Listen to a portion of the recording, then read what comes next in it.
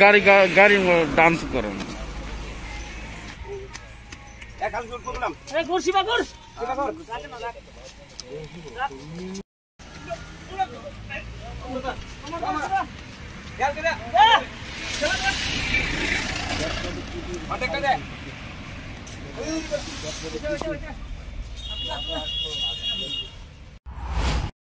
অনুমান 9:30টার সময় আমাদের কাছে খবর আছে বনমুড়া বদল এলাকায় রাস্তার পাশে 10 মিটার রাস্তা থেকে 10 মিটার খুব দূরে সেই গাছের মধ্যে একজন অপরিচিত লোক, তার বয়স অনুমান 30-25 বছর হবে, ঝুলন্ত অবস্থায় আছে।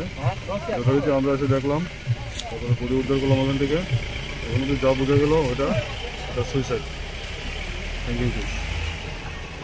এখন বডি আমরা জিবি হাসপাতালের মর্গে পাঠাচ্ছি আইডেন্টিফিকেশন এবং পোস্টমর্টমের জন্য।